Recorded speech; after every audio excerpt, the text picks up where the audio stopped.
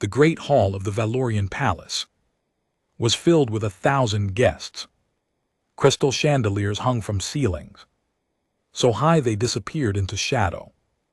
Music played softly as nobles in robes whispered to each other. They had all come to witness something they never thought possible.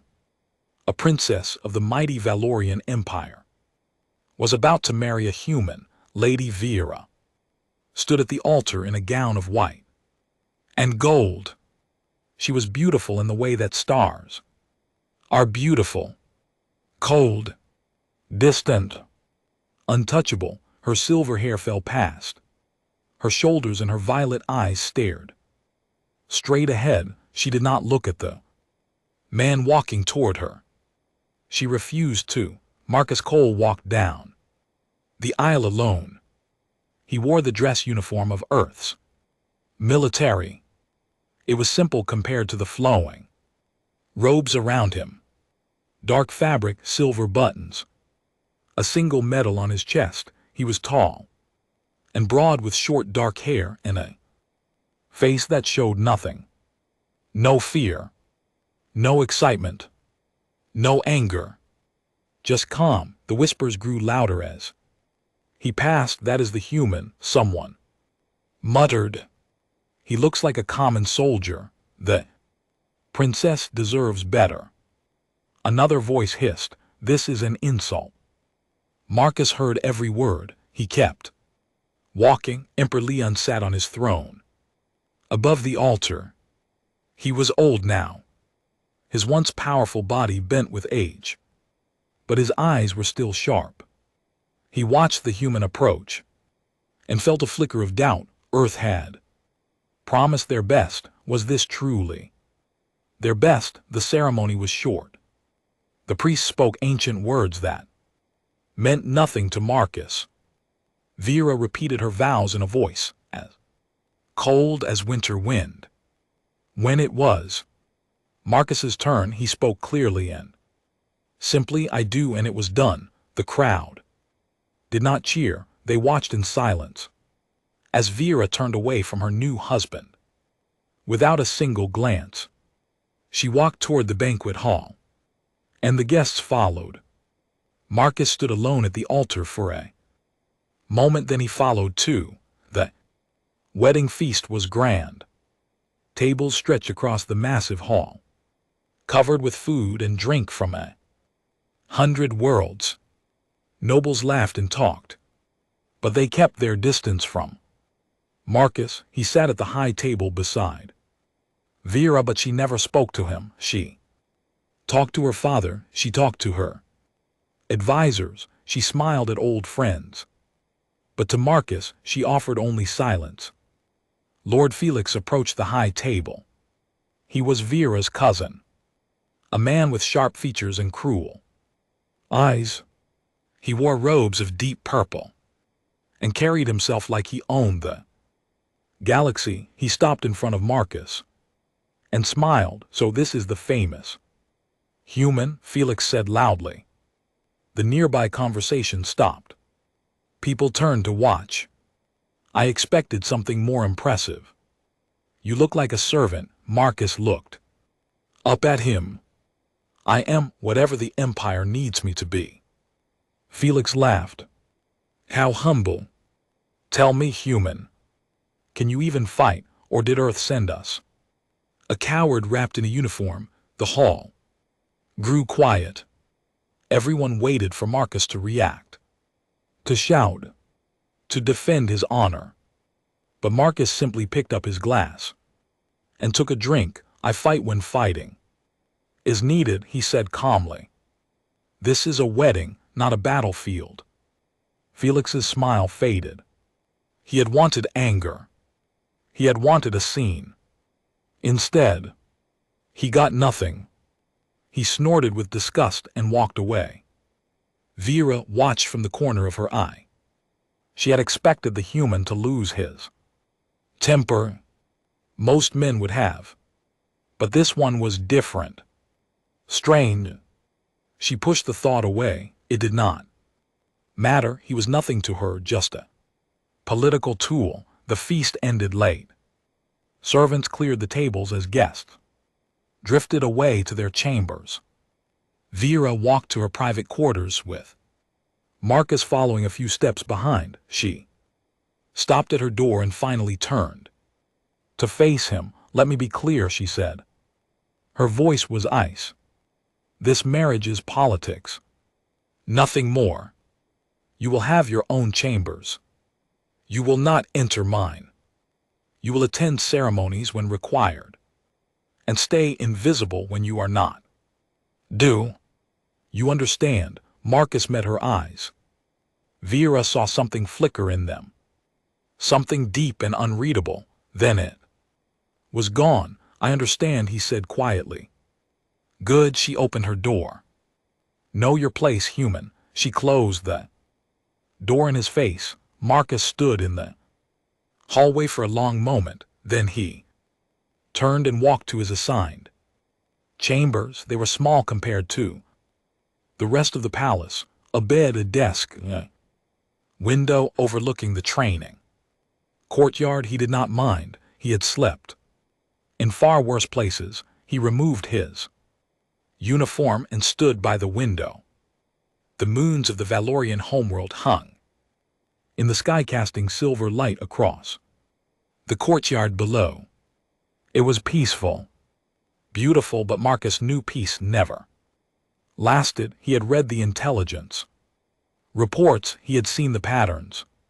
Something dark was moving at the edges of known space. Something that had destroyed entire civilizations. The Valorian Empire thought they were safe. They thought their power would protect them. They were wrong. Marcus closed his eyes. Earth had sent him here for a reason. Not for politics. Not for marriage. They had sent him because a storm was coming, and humanity always prepared for storms. The next morning, Vera woke before dawn. She walked to her balcony to watch the sunrise and stopped.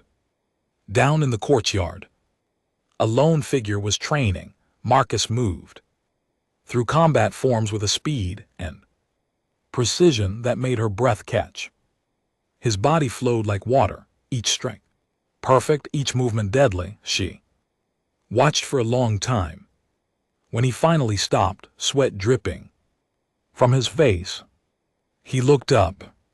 Their eyes met across the distance. Vera turned away quickly. He was still just a human, still beneath her.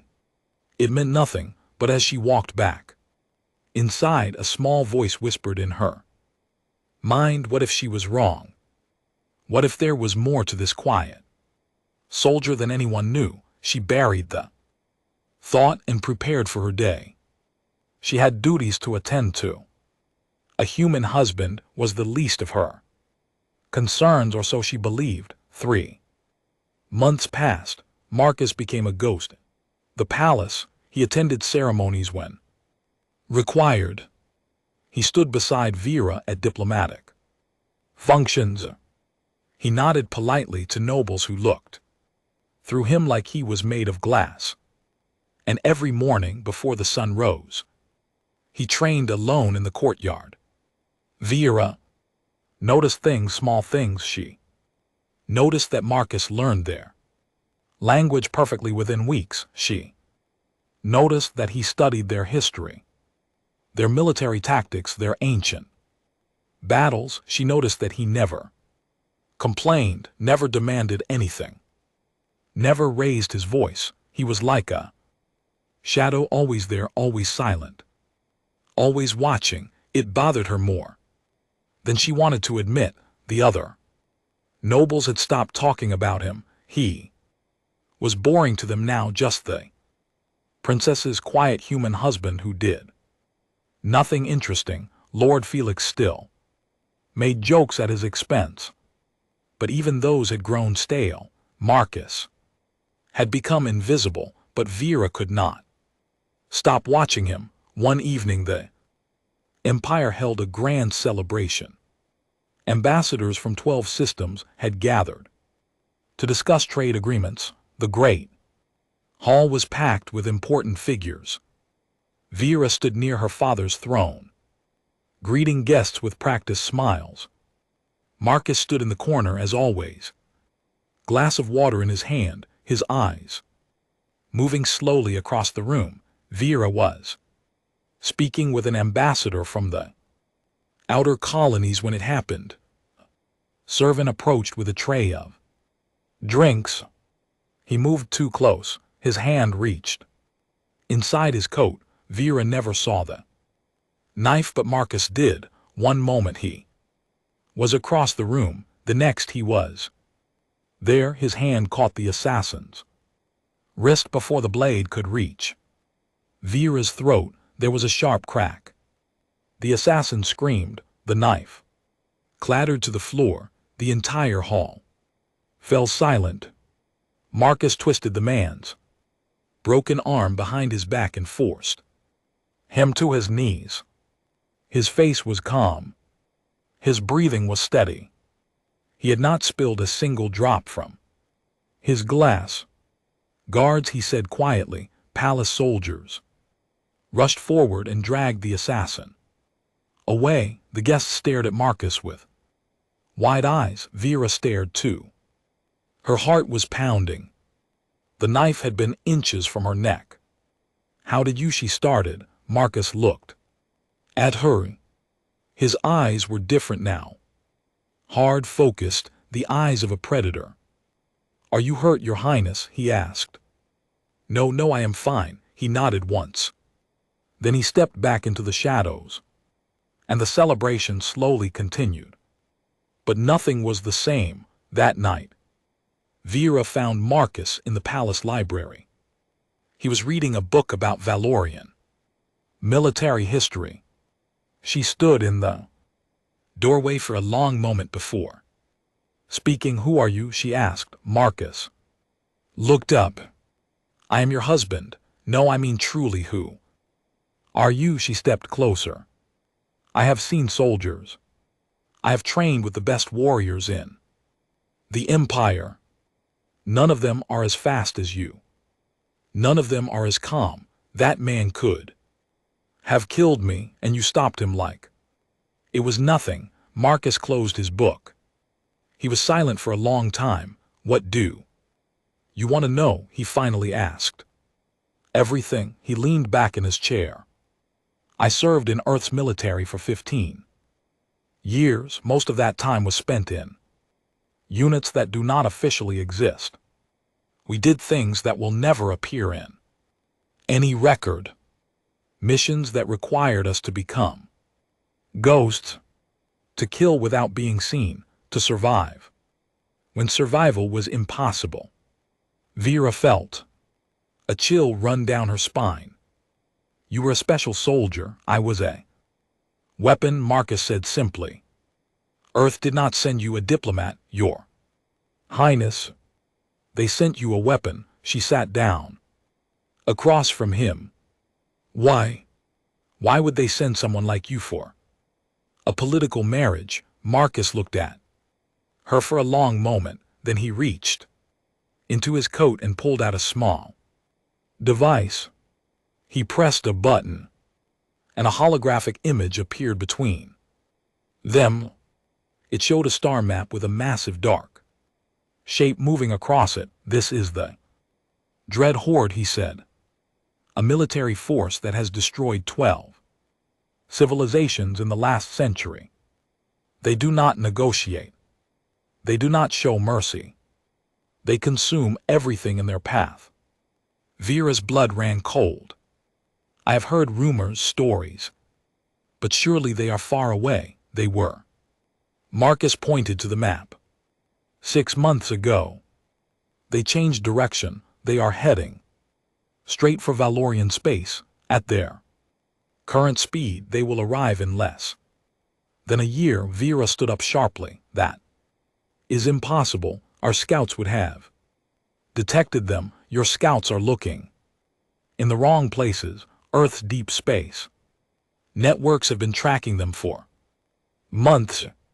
That is why I am here. He turned off the device. Your empire is Not ready for what is coming.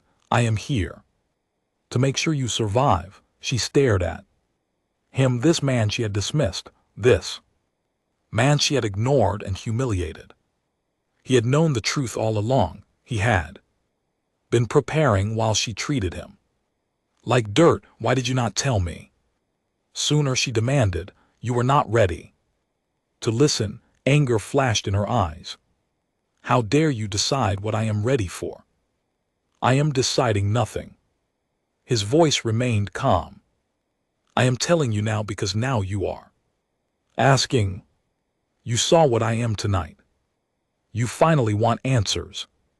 So I am giving them. Vera's hands were shaking, whether from fear or anger. She did not know.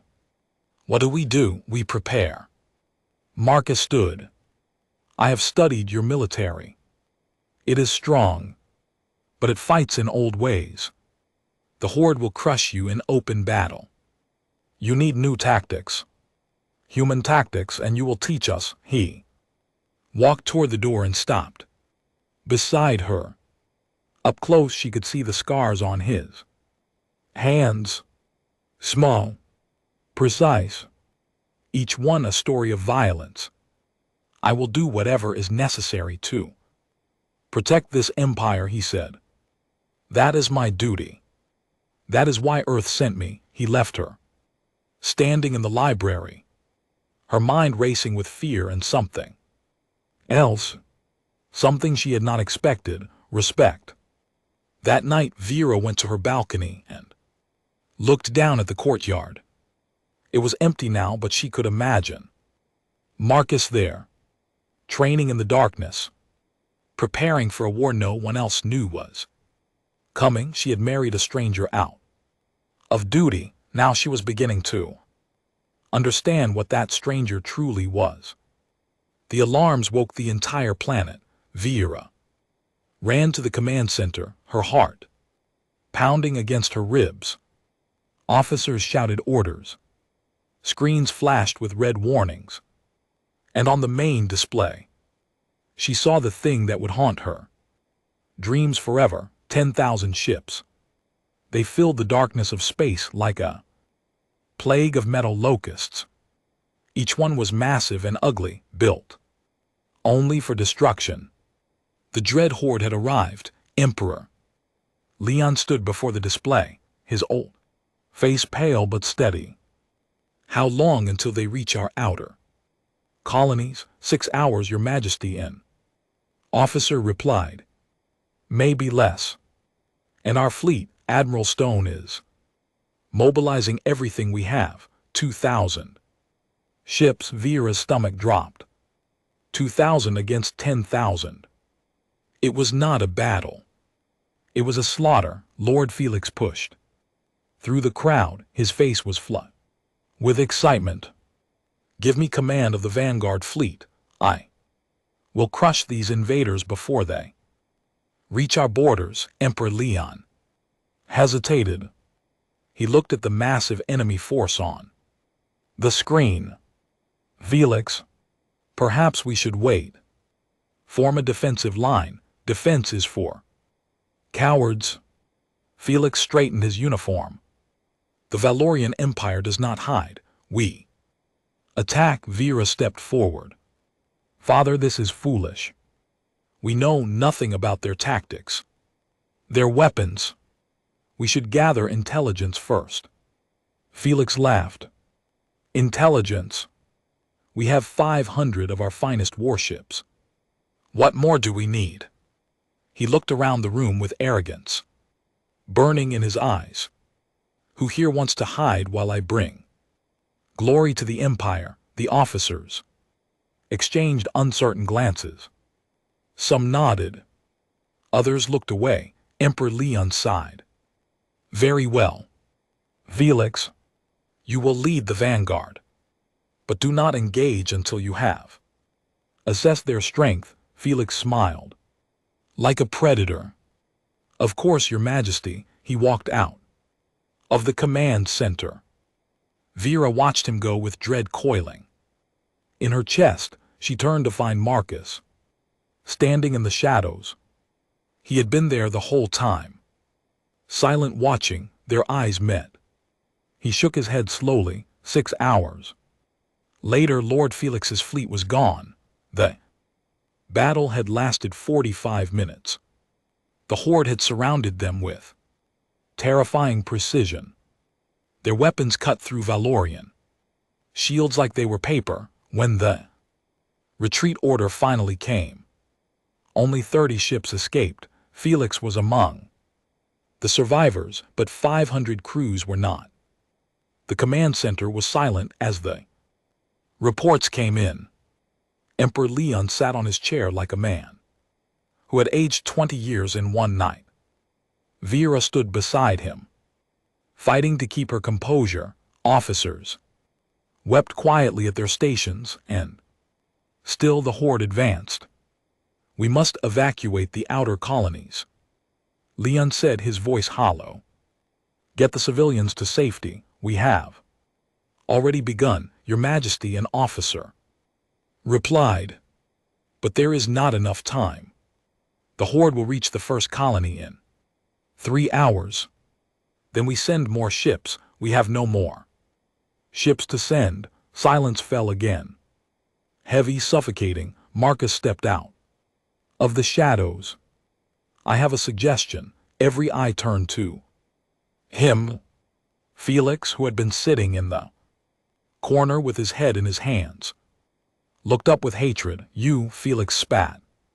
"The human pet. What could you possibly offer?" Marcus ignored him. He walked to the main display and pulled up a tactical map. "The horde expects you to fight the way you always fight. Large fleets open battle, honor, and glory." He drew a line on the map. "They are wrong." Emperor Leon leaned forward. "What do you mean?" "I need a small team, 50 soldiers, fast ships. We will hit their supply lines here, and here."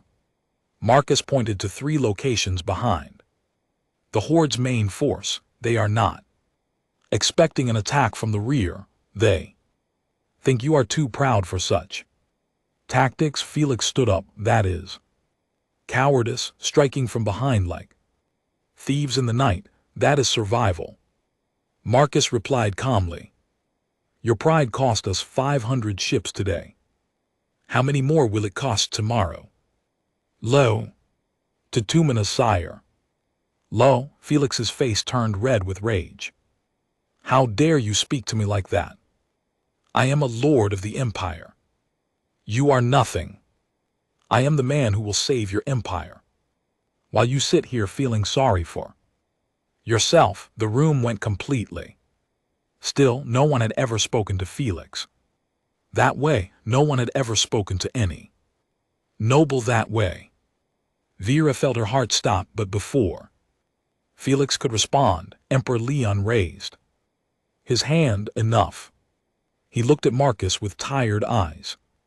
"Can you truly do what you claim?" "Yes."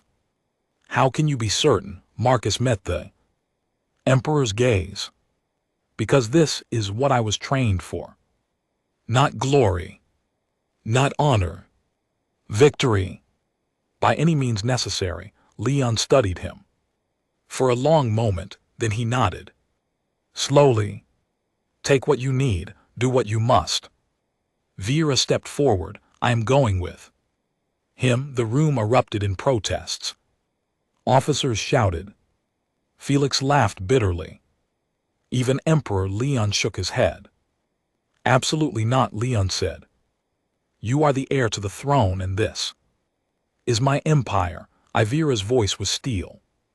"If it falls, I fall with it. I will not hide while others fight for me." Marcus looked at her. "This will not be a clean fight. There will be no glory, only blood and death. I know you could die. I know that too."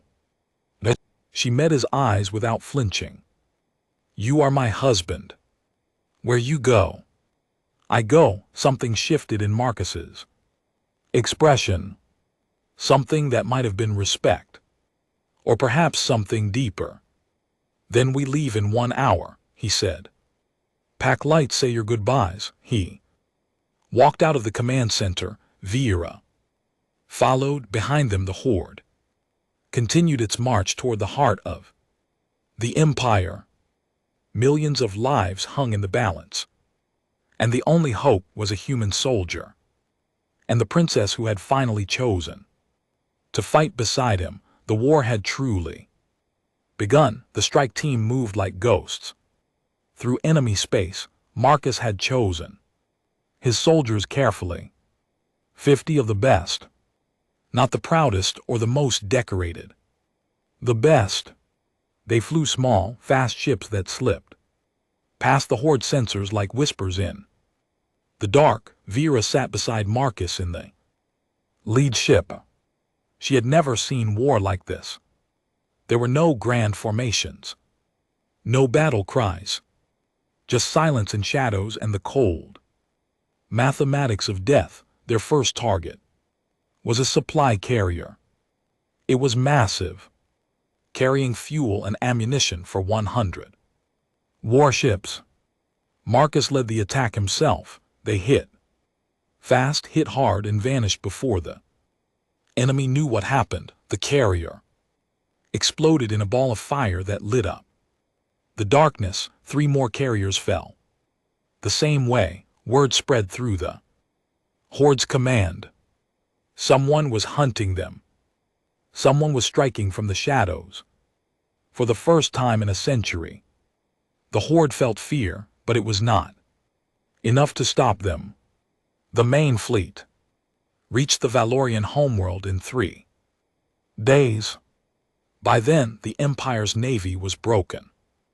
Only 400 ships remained to defend a planet of 2 billion souls. Emperor Leon ordered the civilians into underground shelters. He prepared for a last stand. And then Marcus returned. He walked into the command center covered in dirt and blood. His uniform was torn. His face was bruised, but his eyes burned with a fire that made everyone step back. I need full command of all remaining forces, he said. The officers stared.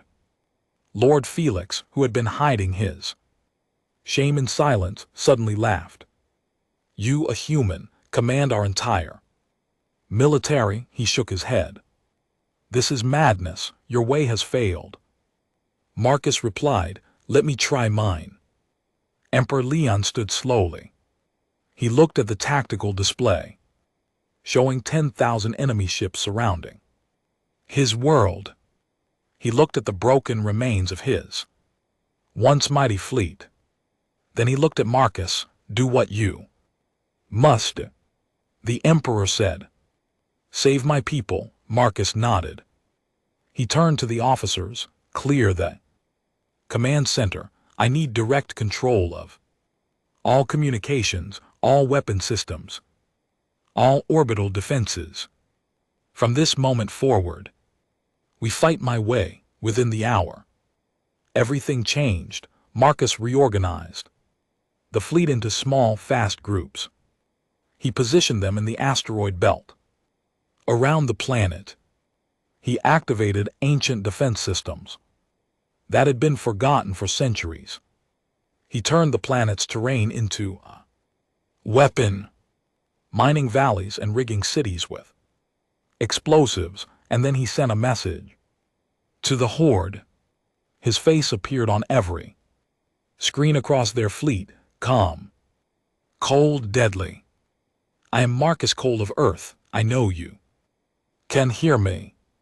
Your supply lines are gone. Your ammunition is running low. You expected an easy victory. You were wrong. He leaned closer to the camera. Come and die. The horde's answer was immediate. Their entire fleet surged forward, but Marcus was ready. The first wave of enemy ships hit the asteroid belt and found death waiting. Hidden weapons tore through their formations. Valorian ships struck from behind rocks and vanished before the enemy could return fire. It was chaos, beautiful, terrible chaos. On the planet's surface, horde landing. Parties met horrors they could not understand. Traps, ambushes, soldiers who fought like demons and disappeared like smoke. Human tactics, the tactics of a species that had survived thousands of years of war against itself. The battle raged for 2 days. The horde pushed forward, but every step cost them dearly. For every Valorian ship that fell, 3 horde vessels burned. For every soldier they killed, 10 of their own died screaming. Vera fought beside Marcus the entire time. She had never felt so tired, so terrified, so alive. She watched her husband command forces like a master playing an instrument. He seemed to know where every enemy would strike before they struck. He was always 3 moves ahead. On the 3rd day, General Thorn himself descended to the surface. He was massive, a creature of metal and flesh, twisted by centuries of war into something barely recognizable as alive. He stood in the ruins of the capital city and roared a challenge. Where is the human? Let him face me. Let him die with honor. Marcus walked out of the smoke alone, unarmed except for a simple blade at his side. Vera tried to stop him. This is suicide. He is twice your size. Marcus looked at her, and for the first time he smiled. Trust me. He walked toward the monster. The duel was broadcast across the galaxy. Every screen on every world showed the human facing the destroyer of civilizations. Thorn attacked with savage fury, his massive arms swinging weapons that could cut through steel. Marcus moved like water, flowing around every strike, never with a blade expected him to be. The fight lasted an hour. Thorn grew tired, frustrated, sloppy, and then Marcus struck one cut. Perfect final. Thorn fell to his knees, black blood pouring from his throat. Marcus stood over him, blade raised. Order your fleet to surrender, Marcus said. Thorn laughed, a wet gurgling sound. You think killing me ends this? The horde is eternal. The horde dies today. Marcus pressed his blade against Thorn's chest. Give the order, or I will hunt down every last ship myself. Something in Marcus's eyes convinced the general. Perhaps it was the absolute certainty. Perhaps it was the understanding that this human would do exactly what he promised. Thorn gave the order. All across the system, horde ships stopped firing. One by one they powered down their weapons. The battle was over. Marcus looked up at the sky. The enemy fleet hung in space like frozen lightning. Defeated, broken by a single human, he swayed slightly. Vera ran to him, catching him before he fell. Up close, she could see a dozen wounds she had not noticed before. He had been dying the entire time, fighting through pain that would have killed anyone else. You fool, she whispered, tears streaming down her face. You brave, stupid fool. Marcus looked at her with fading eyes. Had to protect something worth protecting. He collapsed in her arms, and for the first time since their wedding day, Vera held him close. Not because she had to, because she wanted to. Marcus slept for 12 days. Doctors said it was a miracle he was alive at all.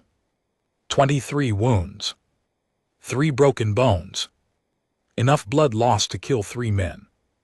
But his heart kept beating. His lungs kept breathing. His body refused to surrender. Just like the man Himself, Vera never left his side. She sat in a chair beside his bed, watching monitors rise and fall with his heartbeat. She read reports of the aftermath. The horde was breaking apart.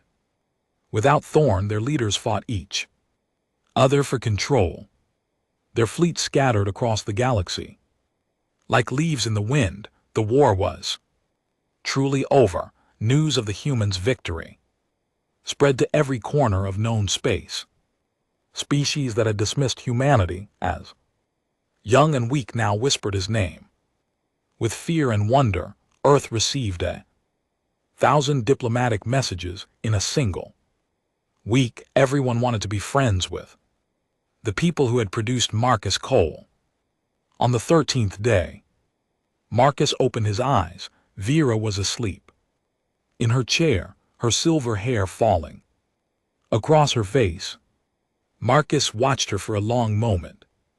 She looked peaceful, younger, without the weight of duty pressing down on her shoulders. "You need a real bed," he said quietly.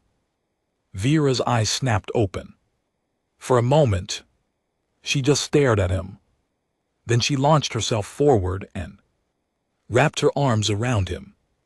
He grunted in pain, but he did not pull away. "You stupid, reckless, impossible man," she whispered against his shoulder. "I thought you were going to die." "I considered it," Marcus replied, decided against it. She pulled back and hit his chest with her palm.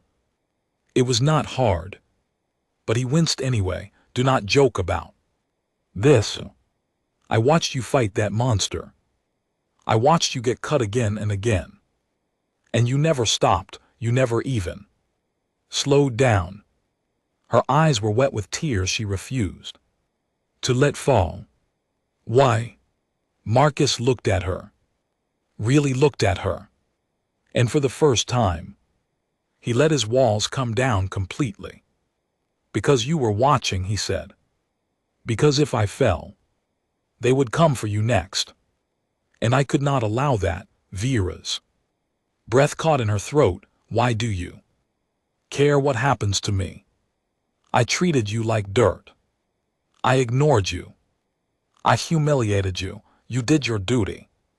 "So did I." He reached up and touched her face. Gently, but somewhere along the way, duty became something else. "I do not know when it happened. I do not know how, but I stopped fighting for the Empire. I started fighting for you." Vera closed her eyes. A single tear escaped and ran down her cheek.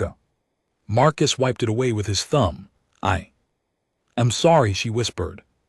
"For all of it. For the way I treated you. For the things I said.